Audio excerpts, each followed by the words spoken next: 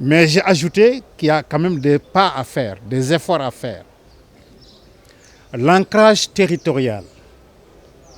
Pour une administration territoriale rénovée, nous devons faire des efforts pour que cette cohérence territoriale soit achevée.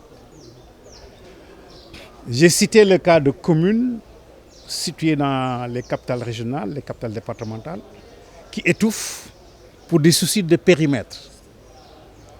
Et il y a souvent des conflits fonciers entre agriculteurs et éleveurs, entre agrobusiness, entre hommes d'affaires, parce qu'il n'y a pas suffisamment de terre. Cette problématique de la limitation de nos frontières territoriales à l'intérieur de nos communes est une question centrale.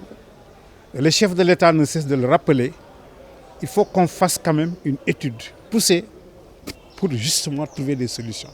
Le plan national d'aménagement et de développement territorial est un outil qui peut nous aider à régler ce problème.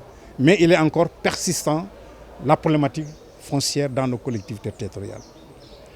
Le deuxième effort que nous devons faire également, comme il l'a dit tout à l'heure, c'est dans le cadre de nos pôles de développement économique.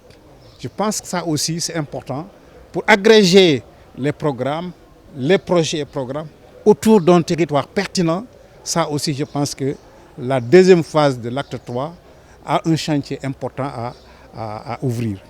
Enfin, il l'évoquait tout à l'heure, Monsieur le ministre, la problématique des compétences transférées. Même si je le rappelle chaque fois, le principe de la clause de compétence générale nous permet, même si a priori l'élevage n'est pas une compétence nominativement énumérée, mais nous avons des préoccupations à le faire parce que véritablement c'est des questions de développement. Mais il faut le formaliser. Les compétences, les secteurs à vocation économique donnent du sens à notre réforme qui est l'acte 3, la décentralisation.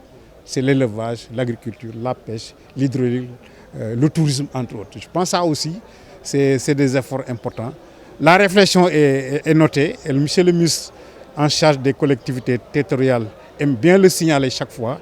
Dans le cadre d'un partenariat dynamique, je pense que nous avons des lendemains meilleurs, nous avons des perspectives heureuses, des perspectives probantes pour que nos territoires puissent porter le développement comme on le souhaite chaque fois que de besoin.